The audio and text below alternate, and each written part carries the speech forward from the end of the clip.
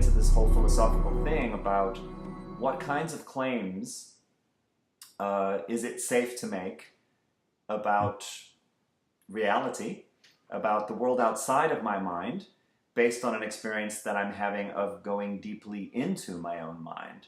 And what kinds of claims is it reasonable to make about the nature of the mind and human psychology from that experience? And so I found myself initially, when I started in my early 20s with spirituality and with meditation, with altered states, with psychedelics, with really pushing the limits and wanting to break on through to the other side, and being a musician who was very influenced by all of that 60s enthusiasm.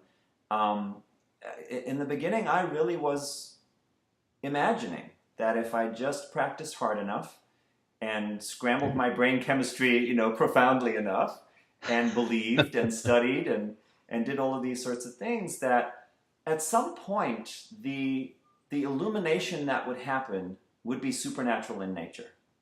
Right. At some point I would break through to knowing some ultimate truth, whether that was Satori, nirvana, realization of absolute mind as being everywhere and every when, whatever the construct was, that was what I was chasing.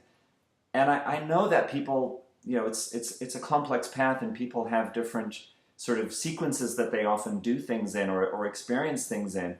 But for me, I came to the point of finding that actually that very preoccupation with wanting to get somewhere else, with wanting to have a glimpse of the great beyond somehow, or find some divine, eternal, true nature within myself, for me, that was my spiritual bypass. That was what I was chasing as a way to actually unconsciously avoid dealing with what you started off talking about in the very beginning, that dealing with my own pain, dealing with the fact that I had a shadow, and I had things about myself that could probably benefit from some compassion and some curious, mindful inquiry.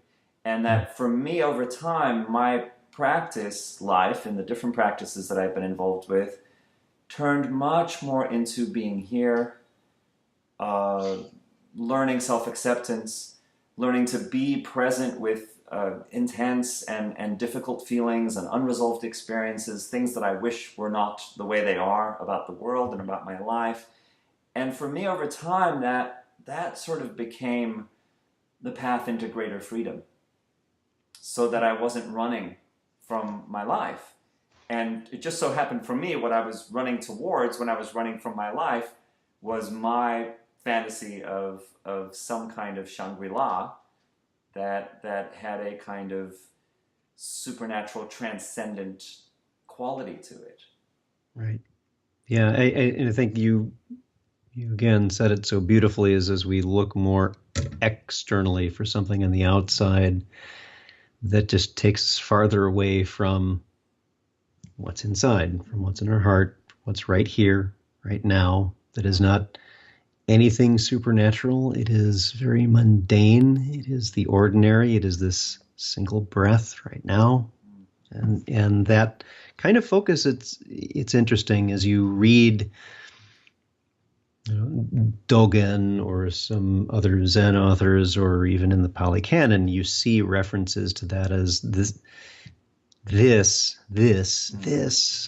not somewhere else. It's not a place to be. It's not a go get to. It's a wakefulness to what's already here, and that is often lost when, in some circumstances, in some places, with some teachers, some teaching, it's held up on a pedestal as being separate from others.